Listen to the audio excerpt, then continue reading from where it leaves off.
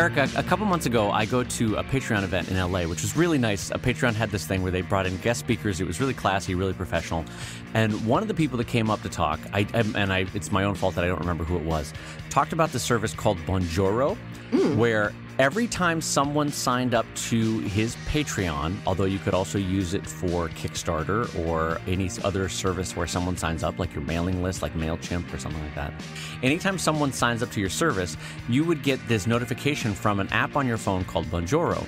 And what you would do is you would stop what you were doing, if it's comfortable, and you would hold up your phone and you would say, "Hey, Greg, it's Erika. Thank you so much for signing up to my Patreon. This means the world to me. You're directly making the comic happen. Thank you so much. I hope you enjoy reading." And boop, and then it sends it to them right away, right? Wow. And the idea is when it's all synced up, you don't have to worry about it. It does all the back-end stuff for you. It sends the file. The file's on the cloud, so you're not emailing or texting this huge video file.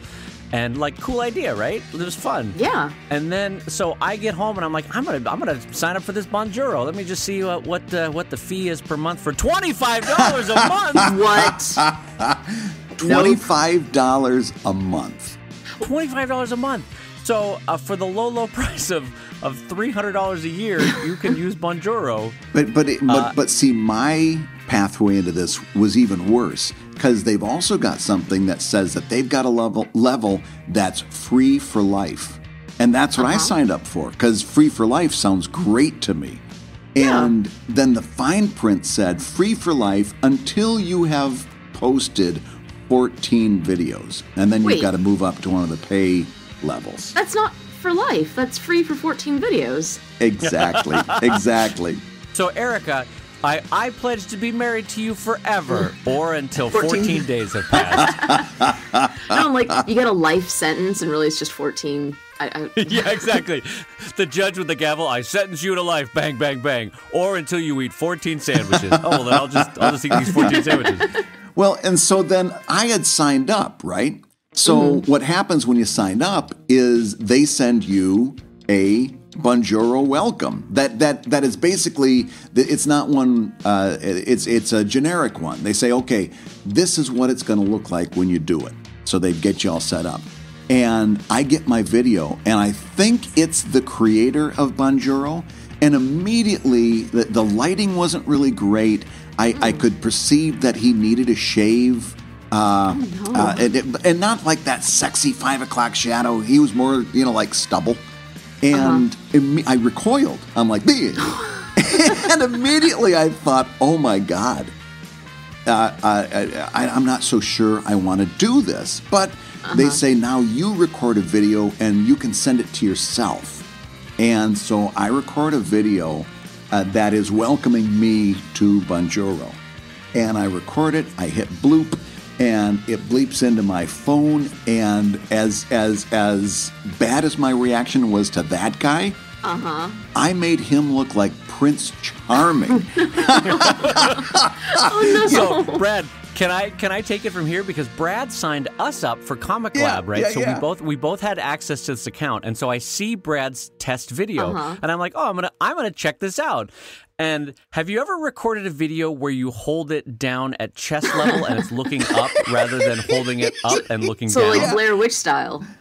Yeah, and it's not like some strong Soviet, mid-century propaganda where Lenin is holding his arm up. What I get on Brad is I get the triple chin look as he looks down at the camera and goes, "Hey, this is Brad Gadger. Thank you for signing up for Bonjoro and Patreon." And I'm like, and so as a friend who's known him for 20 years, I go, huh. That was my reaction. And so Brad and I had this conversation afterward, Eric, and it would be funny to get your thoughts. Like 99% of the time, people don't want to see what we as cartoonists look like. Yeah. And so they think they do, and we think maybe they do. But the truth is, nobody wants to see me on an average day wearing a T-shirt in the studio going, "Hey, how you doing? It's Dave Gillett. I just want to say hi to you." Yeah, I agree. Patreon has that, at least when they launched, they had this big push of make a welcoming video to go on your front page. And for cartoonists, no, because they made it with YouTubers in mind and podcasters in mind. So people that kind of perform and if you're doing a visual art and you don't not really a performer type. You don't know how to hold yourself in front of the camera. You don't know how to like speak to it. It's more unappealing than appealing, you know? Yeah, it's that and Brad made an excellent point, which is that our artwork has an aesthetic, like for all three of us, our artwork has an aesthetic, it has a quality, it has a presentational style that, and no detriment to any one of the three of us, sometimes our own face doesn't match the style of our work, you know? Sure, yeah.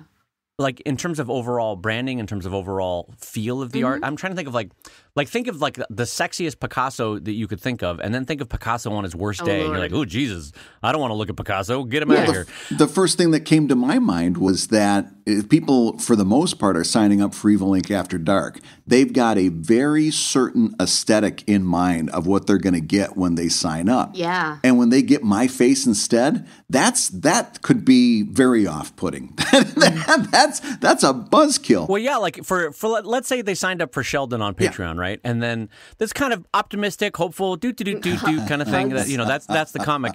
And like, had I recorded this Bonjoro when I was 22, and although the world was ahead of me and life was great, but now I got to tell you both, time and tide has taken its toll. And so this is the Bonjoro video that they're going to get. Hello and welcome to Sheldon on Patreon. Thank you for supporting my dialysis machine. Well, now listen, one thing I will say when it comes to videos, I am still very much in favor of a video with your face on it for an introduction to either a Patreon or a Kickstarter. I think if you're going to ask people to pledge money, being able to look them in the eye, even digitally, is something that's strong. Now, and that's something that obviously you can take some time and clean up and shave and make sure the lighting is right and make sure that you look halfway decent, your hair is combed, all that kind of stuff. So that I still believe. But the thing that turned me off about Bonjoro was that I was not going to be doing this every time I sent to Bonjoro. You know, this was going to be me on a normal day, which is not so hot. Yeah, and so for me, a normal day, 90% of the time, it's not me. I don't want to say I'm a slob, but I'm not a slob. But if I'm in the studio, I haven't put a huge amount of time into my look, and you know, you want to put a best face. Like at a Comic-Con, I take the time to make myself presentable and delightful and optimistic and cheery. Whereas it's hard on a day-to-day basis in the studio to be like, now I'm selling a car, you know, that kind of a feeling. Well, now listen to this, Dave. You didn't hear this part yet because this just happened. So so Erika, get this. I unsubscribed from Bonjoro. I'm like, this is not for me. This is never going to be worth $25 a month. Even if I started using it, never going to be worth it. And I unsubscribe. I shut down. I disconnect everything that I had connected. And the next day, I got a Bonjoro sent to me from this guy. That is the creator. Same guy. Oh, no. Yeah. Oh, no. And I click on it, and it says... Oh, no. But now there's a Jim Beam in the shot. He goes, hey, Brad, just checking in with you. I saw that you signed up, and if you have any questions or if you need any help, just get in touch with me. I'll give you a quick rundown. And he did like a little bullet point. Here's what we use it for, blah, blah, blah. Anyway, Brad, just really happy to have you aboard, and we'll talk to you later. And he was standing out, and it was the same face, same guy, standing out in the park, a very lovely day. And I thought to myself, wow, he recorded that just for me. And for a minute, I thought about signing back up. Yeah, so that's why, like, there is an appeal to it. For me, the big kicker is the pricing of $25, which I think I don't know why that needs to be that expensive. No. With the cost of cloud storage, and I mean, maybe they just have VC money that they have to pay back quickly. I don't know. Well, the thing is, I can see it being $25 a month because I don't know the technology that goes into that. I don't know the maintenance and how many employees they have, and you know, all the back end costs. And it's like, yeah, I'm sure that service, when they price everything out, they do need to charge that in order to compensate and give a livable wage to whoever is working there. But as the person with the wallet, no, I'm not going to pay that. Right. Well, and the thing, Erika, too, that I was telling Brad is that for lead generation for certain industries, like $25 a month is nothing. Like if you're a realtor or like a car salesman or a jeweler or somebody that's like looking for emailed sales leads, $25 is nothing. So I get that, but the problem is like Erika Moen on Patreon would have to send out 1,000 of these things for everybody that's signed up, and $25 per amortized across your average growth rate now. Like I don't know that $25 is worth it to you, you know, and so no. So I don't know how my feeling is that they need to figure out a pricing structure that's different for the type of creators they're going for. Like I'm not selling a $40,000 Lexus. I'm selling $1 a month Sheldon, or you know what I mean? That kind of thing. So anyway. All right, well, let's get into it, shall we, everybody? Why don't we welcome everybody? Let's just give a warm welcome. Hi, everybody, and welcome to ComicLab, the show about making comics. And making a living from comics. I'm Brad Geiger, editor of webcomics.com and cartoonist of Evil Inc. And I'm Dave Kellett, cartoonist of Drive and Sheldon and co-director of Stripped. And welcome to our very special guest this week, Erika Moen from Oh Joy Sex Toy. Welcome, Erika. Hi, thank you guys. I love this podcast. I've listened to every single episode. It's like I'm really, really delighted that I actually get to be on this podcast that I love. So thank you for not as me. Delighted as we are that you are here. Oh, absolutely. You are the first one getting a Bonjoro. That's right. That's right. A audio Bonjoro. Yeah, I get an hour-long Bonjoro. Yeah, you do get an hour-long Bonjoro. And this week's Hour of Comics Advice is made possible by your support at patreon.com/ComicLab. And, like I said, we've got Erika in here. Erika, the first thing we got to do, top of the line issue we got to cover. How's that Kickstarter going? It's going real well. We're at 50K, which is awesome. Our asking baseline price that we needed to hit was 15K, and we got that in the first 6 hours of it launching. Yeah. And we've got 15 days left. So we're halfway through, and we've hit 50, which is freaking awesome. It's, I have this weird mindset during a Kickstarter where even though it's going well, we've reached our goal, we've got some profit on top of it, in my head I'm like, but it's about to fail. Like in the next 5 minutes, something's going to happen. It's going to go down. It's everybody's going to cancel their play. I don't know. Like I have this doomsday hanging over my head the whole month that we have a Kickstarter going. And then once it's over, and once those pledges get charged to the cards, then you have that week or two where you have to wait for it to go to your account. Then I'm fine. Once it's over, I'm like, oh, okay, all right, yeah, it's done, it's good, mission accomplished. But that whole month up ahead of time, even though I can see the numbers, I'm like, oh, this is it. This is the end. Yeah. No, I always fall behind on these things, or behind from what I should do, because in that first month, I can't even really take any of the document prep or anything seriously until I see that money in my account, and then I hit full bore. But and I know for that 2 weeks that they're processing credit cards, I should be using that time wisely, and I never ever do, and I'm always pissed at myself. Well, let me ask you both. Do you think that's because, and I think this is fair to our own histories, that each one of the three of us, for 10 years, you would do a project or you would do a thing and you'd kind of get crickets. You know, you'd be like, well, that didn't work out. And so that even when you start to find success, you're like, well, here come the crickets any moment now. Like it's all going to come crashing down because I had 10 years of that. And you know what I mean? Like you get a muscle memory of, I guess, failure. And so it's hard to shake that, like, well, it's all going to fall apart now. This is it. All right, well, it's back to selling plasma for me. Yeah. Erika, I got to ask you, Dave shared like a real cool tip with us on ComicLab not too long ago where he said that he charged up his Kickstarter pledges in the first day by releasing it to his Patreon backers as kind of like a soft launch. What are your tips? What are your approaches that you used other than creating a fantastic product? What did you do to make that you think may have helped this thing succeed so quickly where you hit your goal like almost immediately? Okay. Well, I just want to say I did hear that tip, and I brought it up to my husband, Matthew Nolan. He's the co-creator, and he does all the business stuff. Yeah. He's the one who actually made the Kickstarter, did all of the back end on that. And I was like, hey, baby, what about doing this thing so like our patrons get an advance thing? And he's like, you know, it's a sweet idea, but it's really important that the Kickstarter makes its goal on the first day. And if we give it to Patreon, like I've got 1,000 and change people on there, and that's a much smaller fraction of my audience than, you know, the freeloaders on Twitter and Facebook. I say freeloaders lovingly. And he was saying it's more important that we hit the mass of my audience and get our funding goal met as quickly as possible than it is to go to a smaller but very dedicated and loving audience, and then that give them a 24-hour head start, and we wouldn't reach goal doing that. Do you know what I mean? Yeah. Right.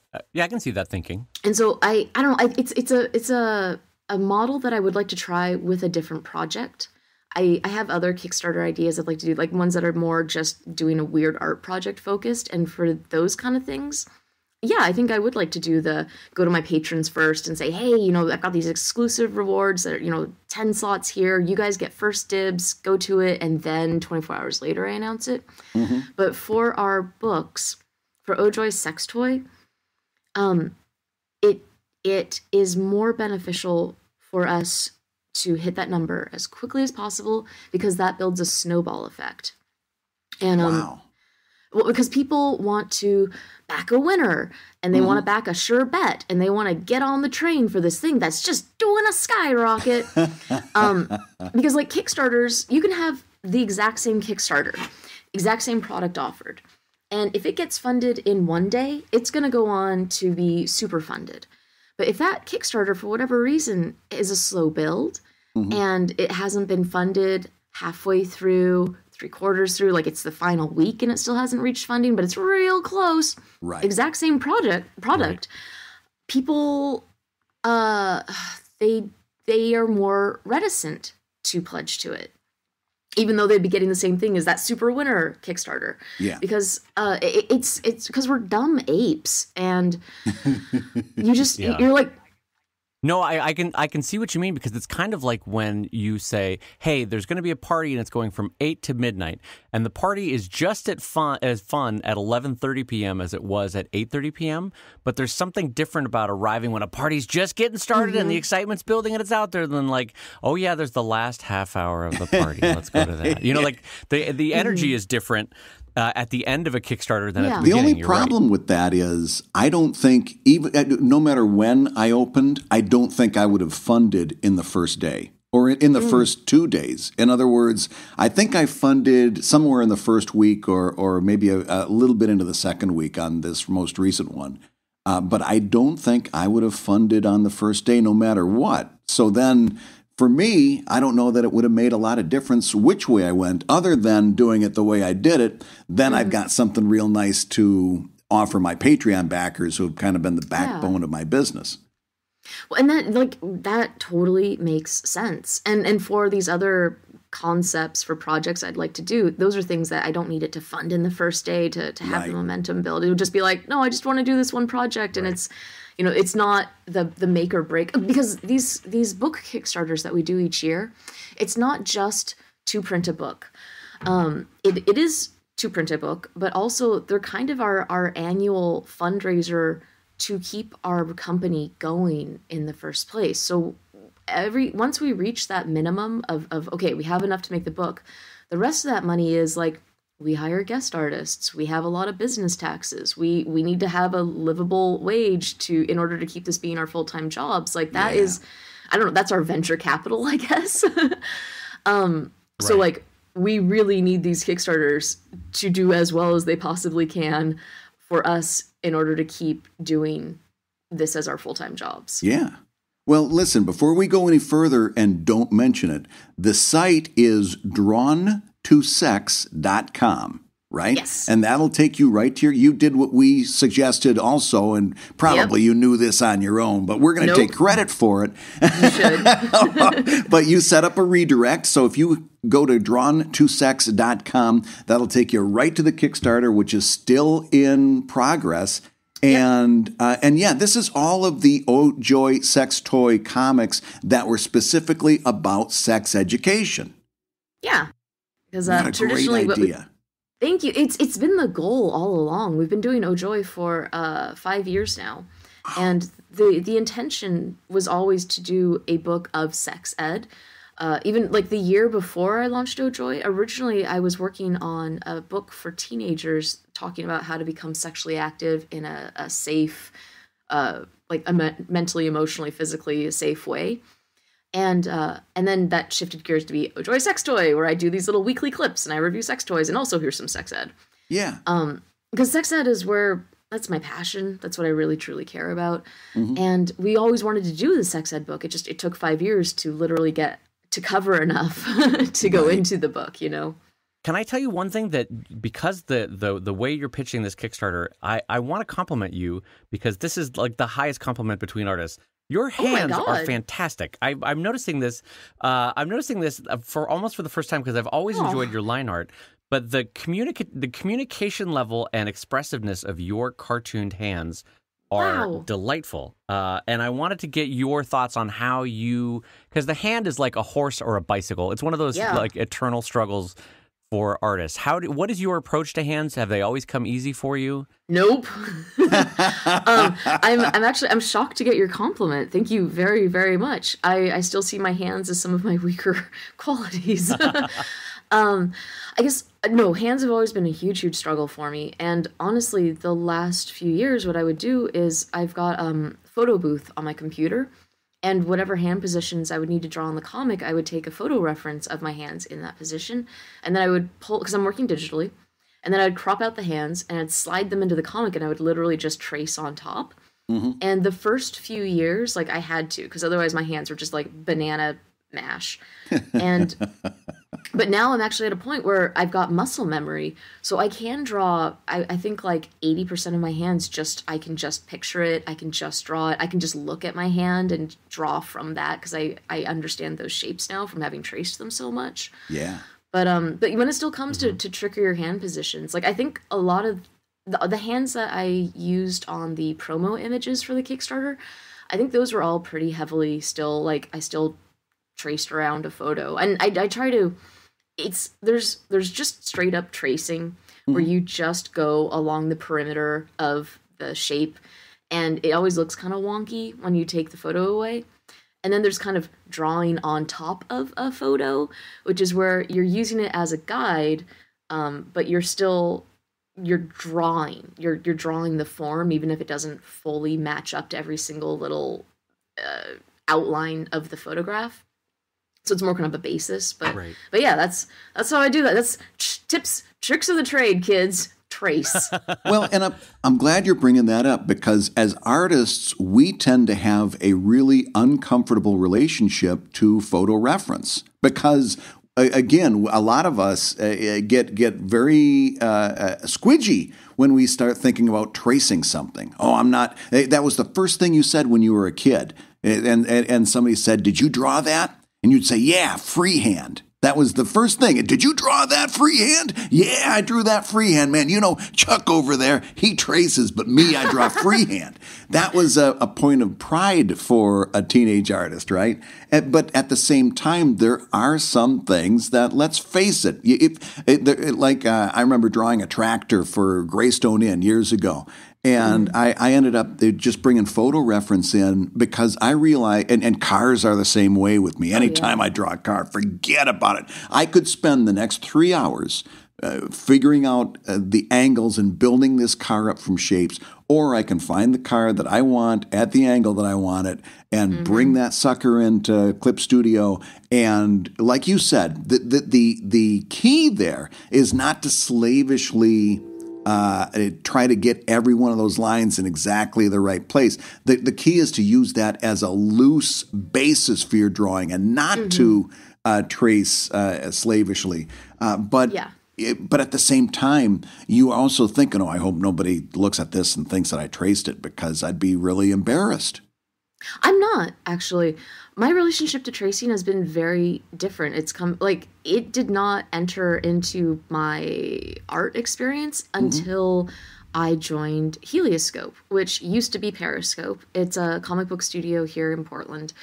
And that's when, because I just didn't draw backgrounds. I just didn't draw are if something was gonna look weird, it was gonna look weird. That's just how I roll, dude. And at Helioscope, I had these veterans of the industry being like, hey, you know what you can do is take this, like, they are constantly taking reference photos of each other in the studio. Like there's a photo shoot like at least once a day where people say, and they've thumbnailed out their comic. They're like, hey, I need you with your arm over here and you're sitting and you're looking this way.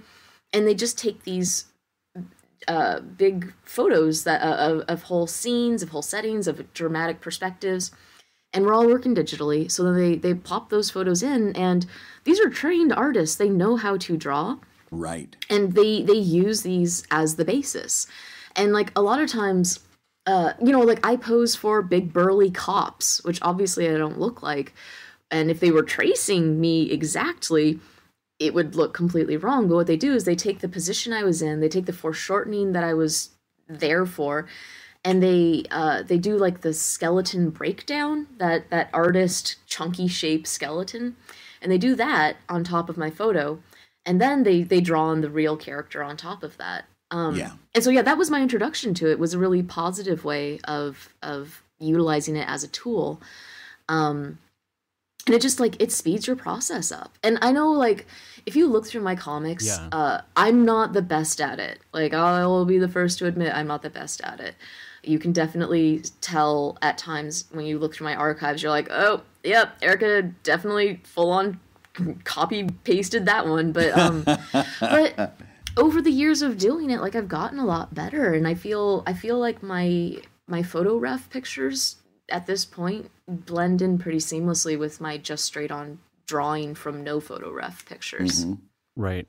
Well, and what I to build on that, I have a couple different thoughts because I think this is exciting to talk about because there is a stigma to it, and I think it's unnecessary. And one of the ways I think it's unnecessary is to look at the speed with which manga artists churn out Japanese comics. Yeah. And a big part of their system is like use whatever resource you can to get this thing out. Exactly. Like if you need to hire assistants, hire assistants. If you need to trace, sometimes trace. If you need to use some kind of cut and paste speed line system or Kirby dot thing for the background that's already pre-made, use that. It's almost like it's not collage, but it's like let's get it all on the page as quickly as possible because I have to produce 40 other pages today, you know? Right. And so like it's almost like the necessity has made that system go more accepting towards all the ways you can produce an image. Yeah, I absolutely agree. And I think collage is a good way to summarize that. You are just grabbing 100 little bits and pieces to get that sucker done as fast as you can.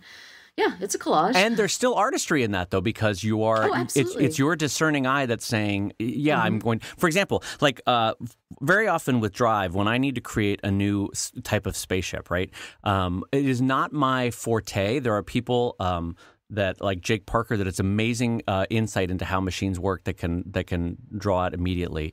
It is not my skill set. So what I do is I will hunt for a specific and weird kind of part to a machine.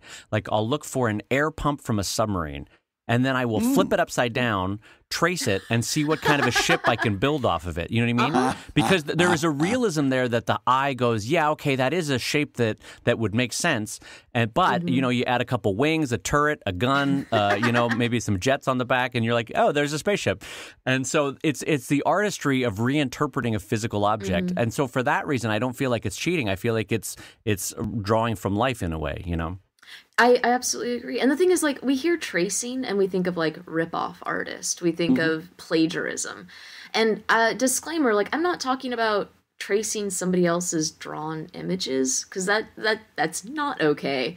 Right. But when it comes to photographs, I feel very differently about it. And especially for, like, drawing backgrounds.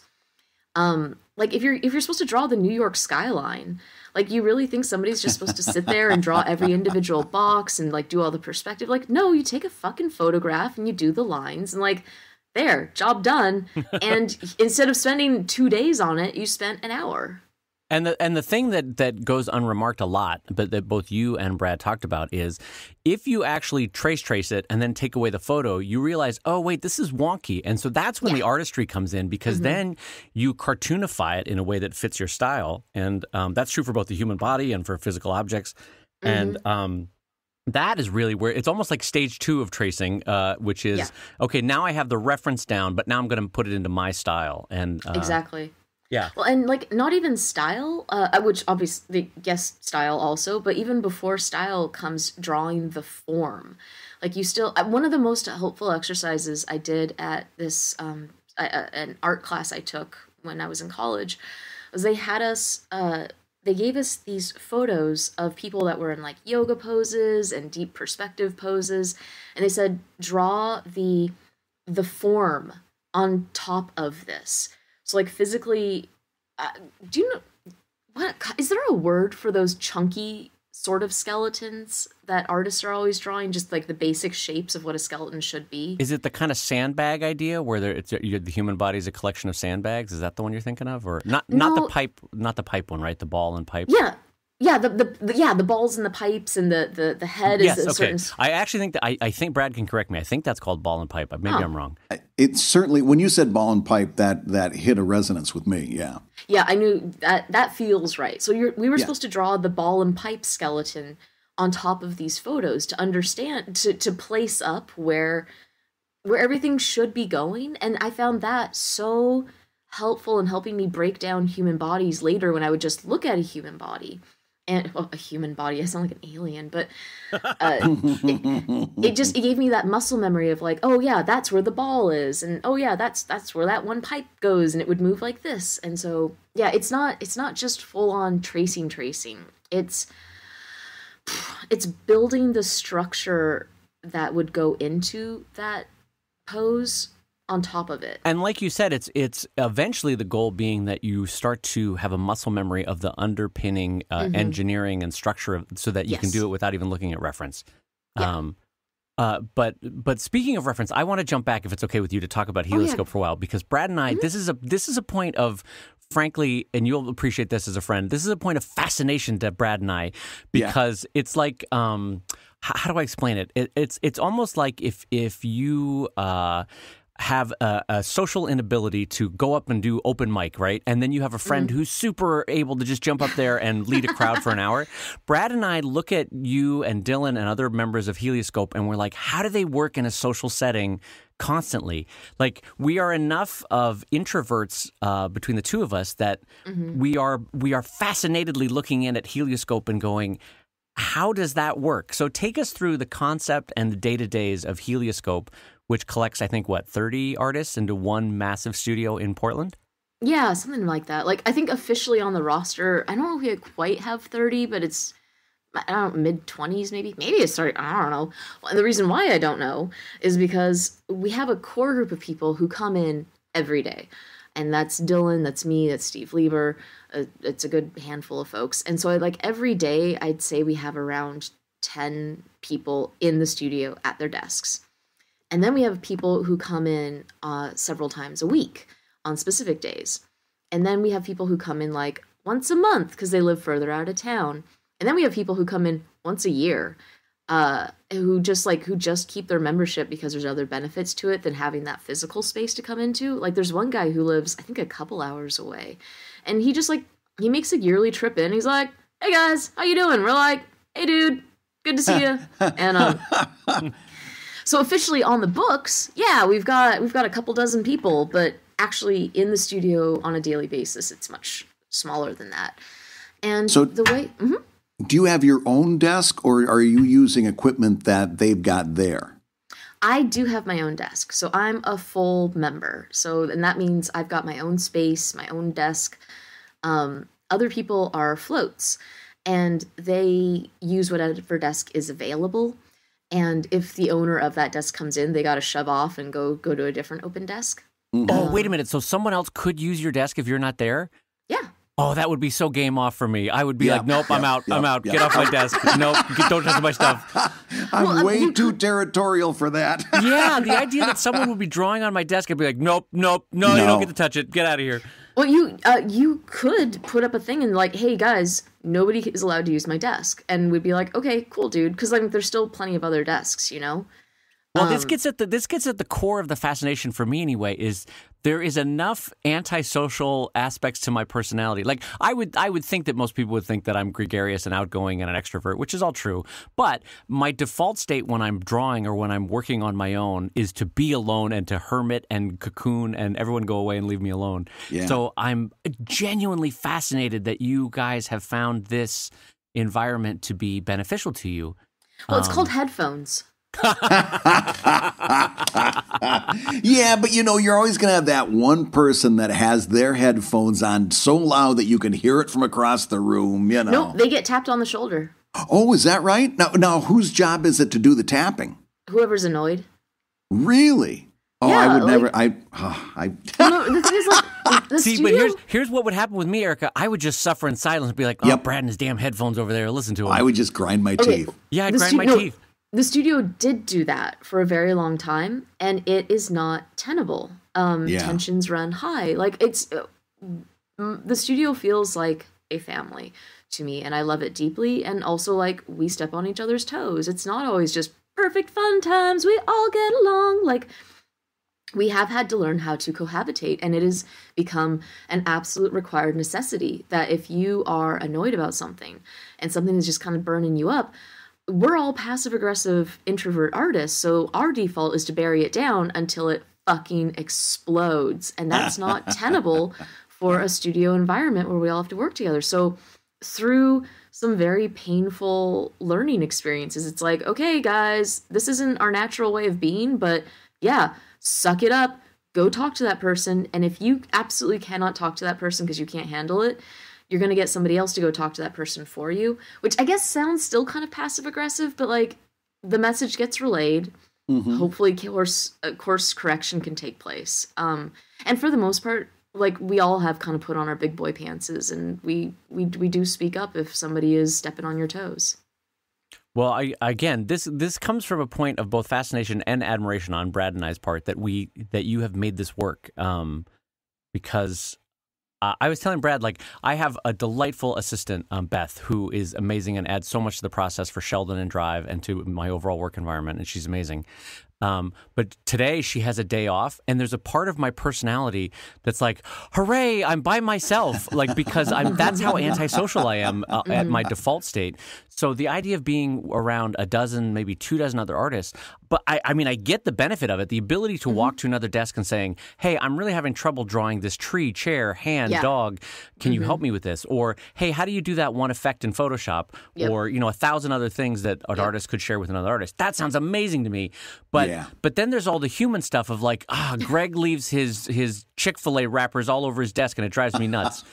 Or Susan is a clean freak and it's driving me nuts that she's judging my coffee cups, or, like whatever human office-y kind of problem you could imagine would be sitting in the back of my head and I think would impede my creativity. So I'm impressed that you are able to make it work. Well, I think also the core members who founded it 15 some years ago, like, they are what you're describing. It's not like these are people who are like, these are the extroverts, these are the people. It's just, these are people, their careers got going before the internet. And they would literally be in solitude, basically 24 hours a day, until the spouse, if they had one, came back from her regular job. And they were going nuts. Like, it was really taking a toll on their mental health, to just be in their stink caves all day and not knowing how to interact with people anymore. Stink caves, that's amazing. And they would let's see, I think what happened is that they would call each other on the phone and have like hour-long conversations while they were working.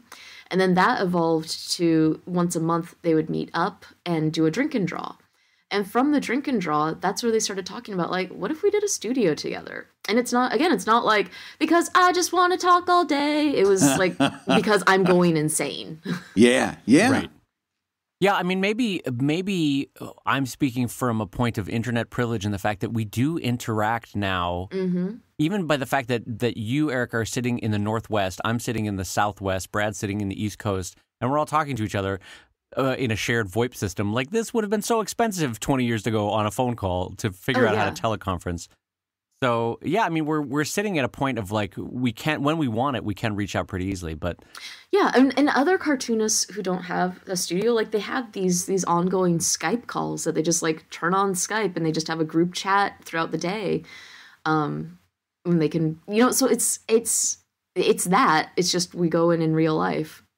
yeah, and as much as I say, like, oh, I love the alone time that when my assistant has the day off, the simple fact is, though, is that if I were to allow myself the default state of being alone all the time, that is not good for my mental health to be alone for that great stretch of time. So I've figured out some sort of balance of like alone time, but alone time near other people. And that's what the studio is. I guess that's the version of what you have, isn't it? Is that...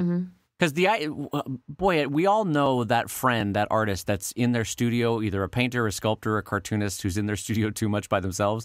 And when they do venture out, it takes like 20 minutes of conversation before they're like back to normal. Do you know what I mean? They're kind of blinking at the sunlight and like, yeah, this is really like the conversation is stunted. They're a little weird. When you go out to like a shared lunch with an artist. Yeah, they've got to reacclimate to society again. Yeah, and Erika, do you find that your creativity, your sparks of ideas are helped or increased by being in a shared studio environment? Well, I don't know. I mean, sometimes, yeah, I will say to the studio, like, "Hey guys, what rhymes with dildo?" When I'm working on a script or something, I'll get outside input when I'm looking for a pun about something. But I wouldn't say that like I'm drawing necessarily inspiration for my comics from the studio. It's more just having the process of leaving my house and taking the bus or riding my bike and going to my other workspace and having a place where I sit down and work, and then I can take breaks and say, "Hey, Joe, what you working on?" And, "Hey, who wants to get lunch?" And then go back to work. Like having a socialized system, that's what keeps me functioning. Right. And then also, like, if I get my studio mates to pose for me, and never for anything like super explicit.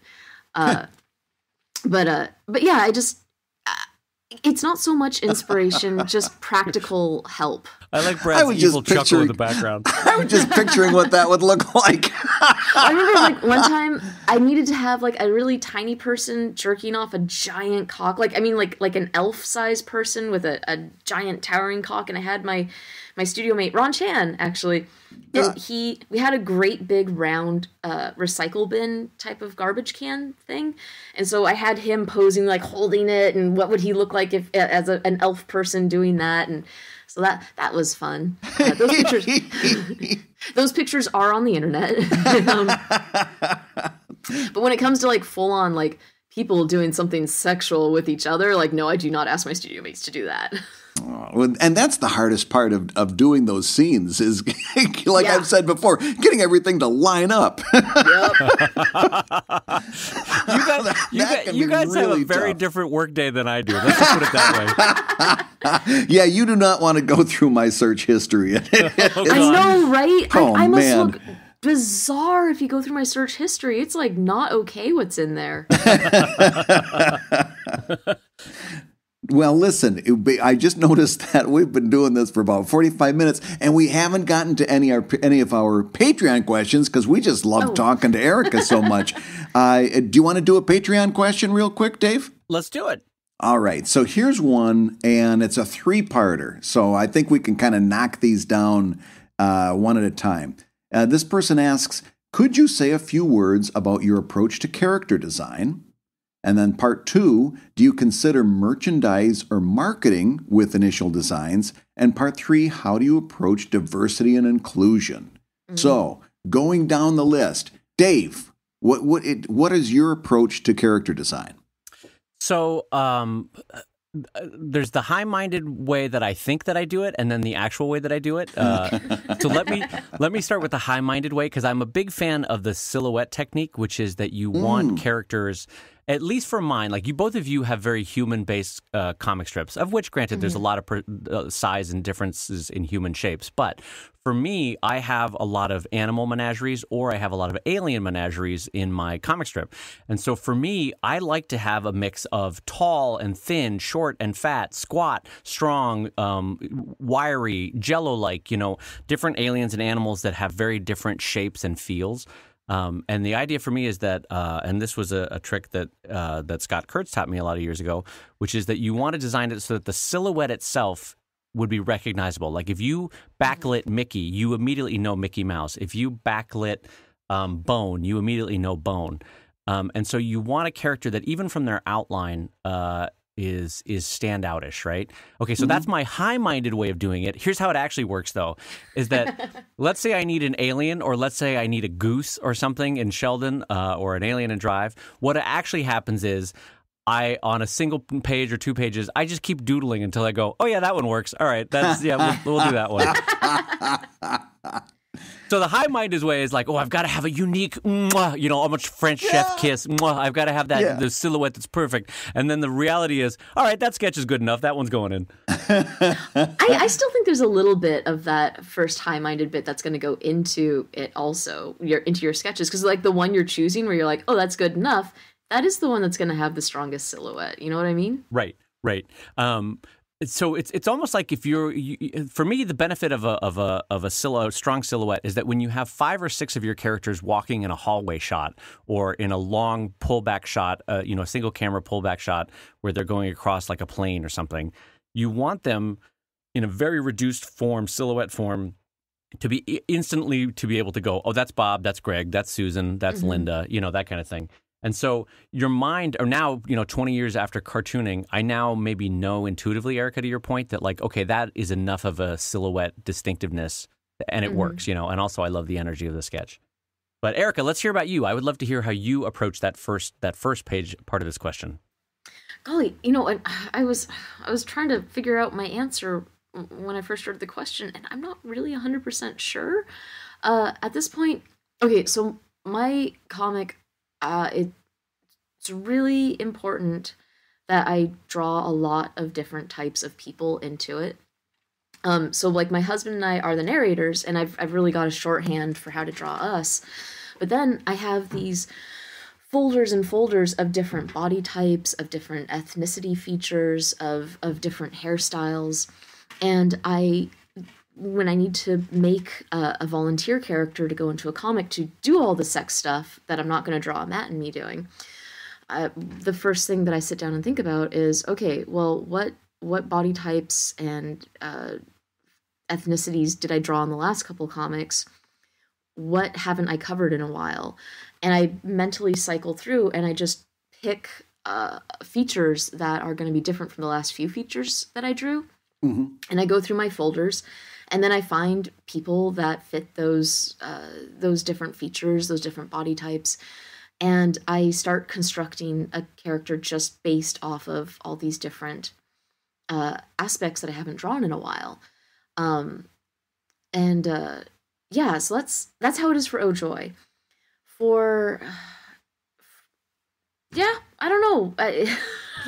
Sorry, it's not a great answer. No, that is a great answer because is it? Yeah, that's as someone who doesn't draw a lot of humans per se, that's fascinating to see that you keep folders of body types and features and looks and types and tints. Yeah, like I think it's great. When Mitt Romney said, "I have binders full of women," it's like, yeah, so do I. That's what a great reference. God, that's going into the Wayback Machine. That's great. So for you, do you, because Dave Malky with Wondermark has this where he has a lot of Victorian reference art that he pulls from, right? And I guess this is a version of a question that I've always wanted to ask him, which is, once you use a body type, once you use a person, do you delete them from your photo folder? You know what I mean? Like, is that body type gone? No, so they stay in there. You just have a mental checklist. Like, no, I know I used them somewhere in the last 6 months. Yeah, well, and I'm always reconfiguring. Like, I'm just taking different aspects. So, like, I'll take this. Like, there's so many different kind of plus size bodies that are out there. Like, the fat hangs differently on each person. So I'll take Exhibit A, and then I'll match them up with the racial features of somebody else, like from a Polynesian island, and I'll match those two things up, and so I make this brand new character. But then later I could take that same body type and I'd match them up with a white person, and so I'm still going to get a wide variety of people out of it, but it's going to be different each time, and it's very valuable for me to keep those photo references so that I can still reference them to draw the features and the weight that I do from each one. And that again speaks to the artistry. In large part, comes in the editing too. Like you have that photo reference, you have them both there in the folder, but where the artistry creeps in is where you go, now I'm mixing and matching. Now I'm making new things from these reference. Yeah, I'm collaging them. Yeah, you're collaging them, but that's fascinating. I'm fascinated by that as a process. And in general, I should say that I am super in admiration of you because I realize how boring and plain Jane I am with most of my character designs when I see how very specific, in terms of humans, how very specific you become in a way that's beneficial to the whole comic. It's great. It's really, it's wonderful. Oh, thank you very much. Oh, and also I neglected to mention this, but in Kickstarter, once a year, we sell these slots for people who want to spend a lot of money on us to be a masturbateer in the comic. And a masturbateer is the little volunteer character who runs around naked and does the sex stuff. Yeah. And so a good number, like a high percentage of the people that I draw as masturbateers in the comic, they are the actual person who sent me reference pictures. And I ask them for them to be clothed. I don't ask people to send me naked pictures. Oh, God.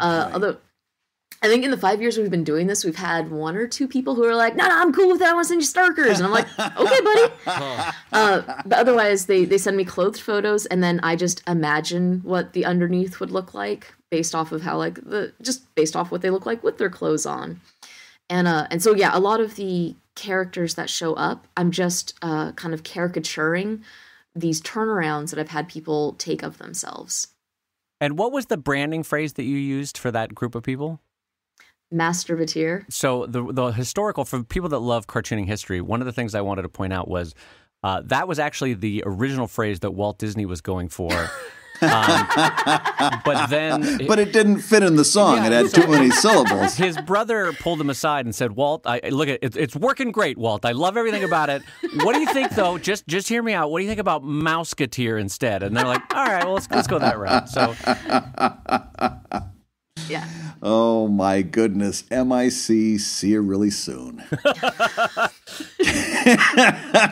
So Brad, let's put this one to bed. How do you do character design? Yeah, listen, don't go by me. I do a lot of what you do. I will fumble around until a series of happy accidents gets me into a place where I'm like, oh, I like how I did that. This sketch, I like how I did the eyes. This sketch, the nose worked out well, and then I will, like a blind man, kind of stumbling through a dark room, I will finally find something that gets close and then refine that. And I'll go through pages and pages and pages of a sketchbook trying to find, especially, like I do a lot of things where a villain comes in and he's just going to be there for 1 week, or a villain comes in and she's just going to be there for that one joke. But it's got to be just the right type of character. And those are sometimes the hardest to do because they don't have to be anything, and they could be anything. You know what I mean? Mm-hmm. And it's really tough. I wish I had some good advice other than to say that it's one of those things that you do slowly get a little bit better at the more you do, because pretty soon your brain gets into that zone and you can start to do this. But I don't know. I don't know if I had good advice on character design. Well, no, I think Erika might echo this with me. I think in your own, albeit stumbling way, you did say a good approach, which is that's happy accidents, is that you just kept working at it until you got, you said it in a more self-denigrating way, but it's a version of what Erika and I said, which is you use your editorial critical eye after looking at reference art, after looking at your own doodles, and you eventually go, oh, that one works. And so you said a version of what Erika and I said, frankly. I'm saying this as a friend. Like, you don't need to be self-denigrating about it. I like the way you said it better. Yeah. I'm just saying, Brad, love yourself. There's two friends on the phone here saying, love yourself, Bradley. Well, I appreciate that. But there's one thing I do want to get at before we sidestep it. Diversity and inclusion, because that's clearly one of the hallmarks of Oh Joy Sex Toy. When you read that comic, you get the very, very clear indication that diversity and inclusion are really important to you, Erika. Give me some thoughts. Give me your thoughts on why that is. Oh, because I'm a dumb white girl? Well, that's something I want to get into as a dumb white guy. Okay, all right. Yeah, we got 3 dumb white people here. Yeah. Let's solve diversity. Well, I don't know that we're going to solve it, but I am going to say this, jumping into what you said. I think for a lot of people who come from backgrounds that are similar to us, we're a little bit intimidated by diversity because we don't want to do the wrong thing or to make a mistake that we maybe were dopey about or weren't cognizant of. And now, instead of just doing something dopey, we've done something that is a slur or that is offensive. Yeah. I won't even say slur because slurs are pretty obvious. Everybody knows what slurs. That one, I think we all pretty know much not to do slurs. But maybe you've done something now and you've become offensive. And I think that I don't think. By the way, if you feel that way, number one, it's okay. You're not alone, but there are people that feel, but it's not an excuse to run away from it, right? It's in fact, it's maybe an indication that you need to be careful about it, be thoughtful about it. But what is your advice to somebody who says, I want to do more diversity, I want to do more inclusion, I just don't know how to do it? Yeah, okay, I'm just going to say right off the bat, like, I feel really insecure in this subject, and I feel very out of my depth. I know I do it every day, and I get a lot of props for it, which also makes me uncomfortable, because I'm a dumb white girl. So what I do is I really made an active effort to diversify my social media consumption. So my default, my whole life, like, I was just predominantly surrounded by white people, and I didn't have a lot of exposure to being around other cultures, other ethnicities. And my internet looked a lot like that. And it wasn't by choice, or not conscious choice anyway, maybe subconscious. But my peer circles were predominantly white people, and social media, the social media I consumed, especially like the picture stuff, was, mostly white girls doing pretty white girl things. And what I do now is I follow a shit ton of accounts of people of color, of transgender people, or people who are just not cisgender white women. And it's given me a visual of what other people look like. And God, I feel so nervous stumbling over my words. But the point is to to really physically show these other features and pay attention to the photos that are coming through, and to differentiate, like, why does their nose look different in that picture than just like a white girl nose?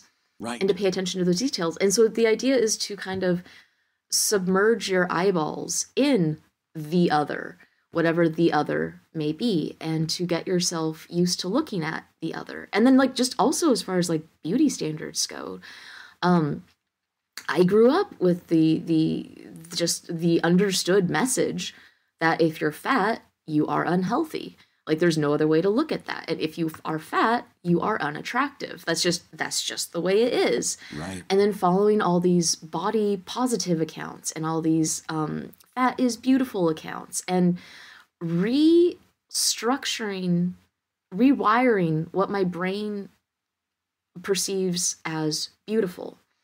Whereas before it's like, oh, she has a big underarm, flabby bit under her arm, like, that's gross. And then following these accounts or somebody's like, no, I fucking love that part about my body. That part of my body is so awesome. And here's this really artistic picture of that part of my body. And I'm just like, I'm going to treat that part of my body like art. And you see the pictures that they're taking, and you see the essays that they write about that. And it just kind of helps rewire how you were looking at these things before, in the way that, like, our society said, like, oh, that's just ugly. And you just kind of submerge yourself into online cultures where they're saying, like, no, actually, this is beautiful. Or if not beautiful, at least, like, this is just a normal part of a body. This isn't beautiful or ugly. This is just a body. Look at it as a body. So that's what I do. God only knows I'm a dumb white girl. I'm doing the best I can. Well, no, but that's the message, though, isn't it? I mean, we all have our own backgrounds and our own preconceived notions, and we all see people who are different than us as falling into different stereotypes, whether it's visual or cultural and so forth. And I think the takeaway here is that, A, it is a good thing to be able to draw a diverse cast and to focus on some issues of inclusion. And inclusion's the other part of that. Diversity is one thing, but I think the writing that I like to read when it comes to comics is not necessarily that. And this is a weird way of putting it, so hang with me. They don't have a gay character. They have a character who's gay. Yes. In other words, that character doesn't come into the panel and start saying all this stuff that is, hey, I'm a gay character. I'm over here being gay. I'm going to sit down in my gay chair and open my. So it's not that. It's a character who has a life and has a whole series of reactions, and being gay is just one of those character traits. Yeah. And that's the writing that I tend to respond to, right? And I think that's maybe the challenge for those of us who feel the need to do better, and I count myself among those. Is that, yes, it's a challenge. It's something that you can very easily end up making a misstep. But, and I can tell you this from like my Patreon backers, every now and again, if I do something that is like, hey, did you know that this stereotype exists? Or did you know that that somebody might look at this and see something different than what you're intending? Sometimes you make mistakes, right? If you are honest and forthright about what you're doing, you'll find, at least in my opinion, very few times does somebody look at you and say you were trying to do something mean. You know what I mean? They're not gonna call you out. They're not gonna say you were specifically trying to do something bad when you make a mistake that is understandable. And if you're honest with yourself about what your motives were, if you're honest with yourself about what your approach was, I think you're going to find it's a little easier to walk that path.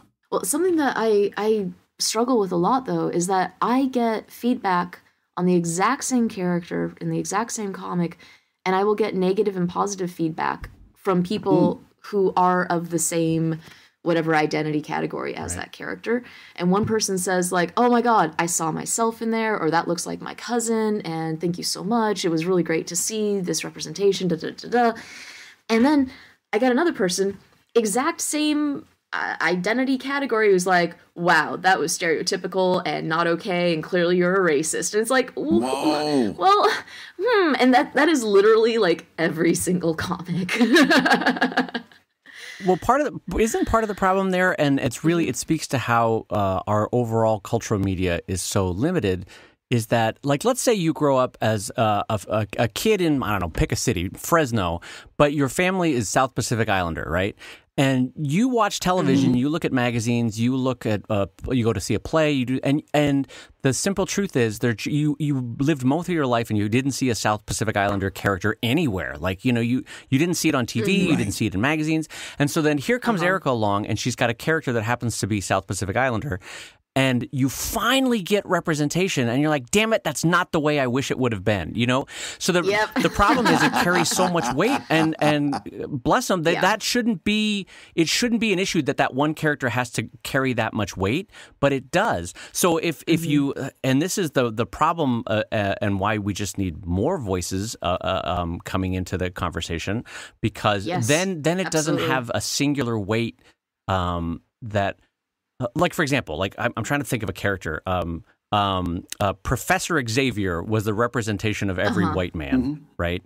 And then you'd be like, well, I guess they're all in wheelchairs and they're all bald, right? That would be. And so if you were a white dude that never saw yourself in media, you'd be like, wait, some of us have hair and some of us are not in, And so, like, if you're a South Pacific Islander and Erika includes a character in, and then it carries so much weight because it has to represent all the failings of media and TV and magazines in not having included you your entire childhood. Yes. Well, so my approach is that Matt and I write our scripts, and we have Matt and me as the narrators, and then we've got our character who's going to have their bits of line.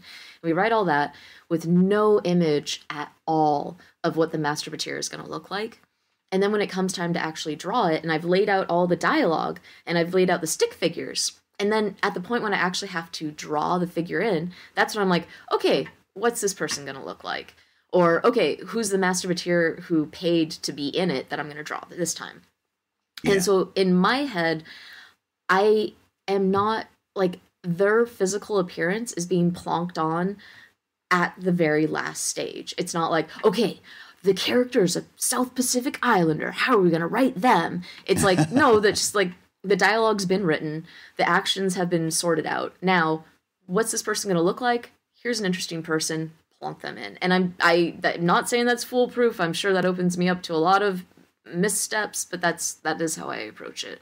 Right, so you're saying, like, start from the fact of, oh, they're a human being, and then we'll figure out, like, we'll plunk a face onto it. Yeah, like, I think that's a smarter way to do it, is that, like, if you just come from the fact of, like, what is their interesting humanness in terms of this moment, and then, oh, I'm going to pick this representation for that. That's well, and, going back to the how do you design characters question, when I was studying, in the books, like, this is how you draw cartoon characters, there would always be that thing like, okay, now if you're going to draw a bad guy, you're going to give him tight, beady set eyes. You're going to give them sharp, angular corners. You're going to make them skinny and waspy, or it's a lazy character. You're going to draw lazy and dumb. You're going to draw them like as kind of chubby and big, and like these shorthands for physical features that translate to personality traits and morality traits.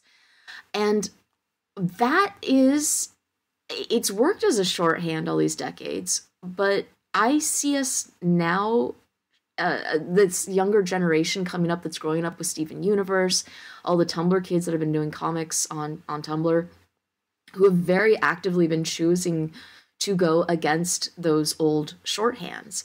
And they're drawing their brave and courageous character as plus size. Like, this guy is chubby and they're super sexy. And I see that we're in a shifting time of our cultural shorthand for cartooning. Well, and for me, I think this generation has benefited from the fact that the internet, because there are less gatekeepers, there's not a 65-year-old white editor limiting who can do their comics online. Right. And that just makes such a difference. You just see a totally different group of voices coming up in webcomics in the last 10, 20 years than you would have in the 70s. Or, you know what I mean? That if you had to go work for Hearst or, I'm trying to think of an old syndicate, but United Features or something, or even Marvel or DC. But it's funny because it's something that I look to you, Erika, as, I always like to look for friends and peers for inspiration. And this is an area where in the beginning of my career, I have to be completely honest about it. I failed. I failed at this. And I think I failed because of insecurity, of fear, of all the things that you just don't want to get it wrong. And so by not wanting to get it wrong, you end up not doing anything. And that itself is perhaps a bigger failure. And it's one that as I get older and more comfortable with myself, I have to admit that I failed in that regard. And so as I go through my career, I would like to think that by the time I'm of a death age, I don't know what I was trying to get. By the time I die, that's the way. By death age, what is it? By the time I die, I hope that I will say that this is a part of my art that I got better at. Yeah. Because I look at my 20s and 30s self and I go, oh, you were really, I see you. I see that you were afraid, basically. And so it's something that I have to get better at. And this is one of those, we all have like 10-year goals for yourself. This is one of my 10-year goals for myself is to get better at representation in my comics. Something that I struggle with a lot is that, like my comics are very diverse, but the fact that I am a white woman who's doing this comes with its own baggage.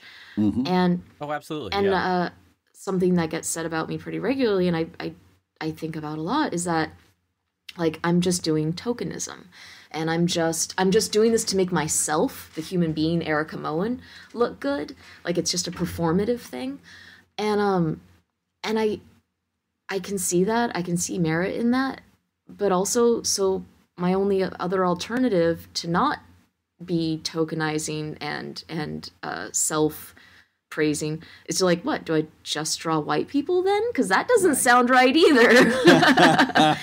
so I the imperfect way of operating that I go through is just like, okay, well, I'm dumb and I'm white, and I think it's really important that non-white people show up in my comic, and non-skinny people and disabled people.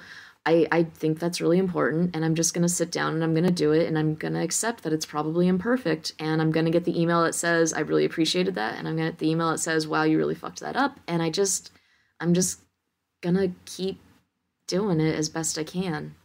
Yeah, and I think Brad hit on something earlier that I think is so key, which is that if you just come from a humility aspect of I am trying. My fellow humans, I'm looking at you in the eyes and saying, I'm trying. And am I succeeding? God, no. I fail 40 times every day in different ways. But frankly, if we just be kind to one another about the attempts we make to reach out, and not just in this, I mean, in terms of like, there are times where you try to write a specific angle in a character, or a specific joke, or a specific background, and it might land with a thud. And I think I see it in other cartoonists, and see it in my own art, like attempts like this where it just didn't work. But when the heart is in the right place, and when you at least approach this from kindness, both as a reader and as an artist, I think that ameliorates a lot of the wanting to get your hackles up right away, from an imperfect attempt. Well, I've always said this about Erika. If I had the courage in my entire body that Erika has in her little finger, I would be a superhero. And so kudos to you for not shrinking back when you get both sides of that. The you did good, and you're a horrible person. Yep.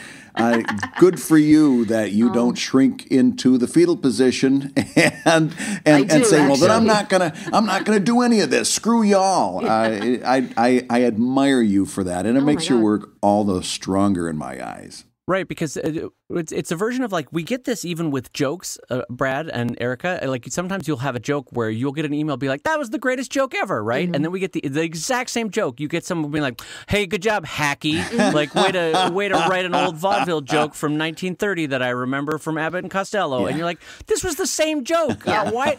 And so, but then you add on 250 years of institutionalized American racism on top of that. And you're like, so you get the exact same reaction in terms of, hey, that joke is hacky, and then you get it in terms of representation, and you're like, oh, this is so much weightier and heavier and more meaningful, this criticism, and so it's a lot to unpack with it. And I give you so much credit for at least trying, because I admit publicly that I fail very heavily on this front, and I like Brad. I think your approach is one that we should all strive more and more for. Oh, well, absolutely. Thank you, fellow white people, for approving how I do diversity. Oh, Dave, Erika, do you guys hear that guitar? Yes, I do. We do, Brad. Good answer. That means you've been listening to ComicLab, the show about making comics and making a living from comics. Your hosts have been Brad Geiger, the editor of webcomics.com and cartoonist of Evil Inc. at evil-comic.com. And Dave Kellett, co-director of Stripped and cartoonist of Sheldon at sheldoncomics.com and Drive at drivecomic.com. And the ComicLab theme song is used with permission from Andy Creighton at theworldrecord.net. And our special guest today, Erika Moen. You know her from ohjoysextoy.com. Go check out her Kickstarter, Drawn to Sex. Just put in drawntosex.com, and you're going to get a chance to get her new book, which is all sex ed comics. And Erika, honest to goodness, I'm looking down these pledges. They're incredible. There's some real good buys to be had here. There's some good deals you've got going on. I mean, this isn't just supportive books. So people can really get their hands on some good stuff at some good prices. Yeah, hey, if you want to be drawn in as one of my masturbateers, this is the only time and place that you can reserve your spot for that is through this Kickstarter. Oh, I love it. I love it. Color me tempted. And ComicLab is made possible by your support on patreon.com/ComicLab, so we'll go ahead and say that twice, patreon.com/ComicLab.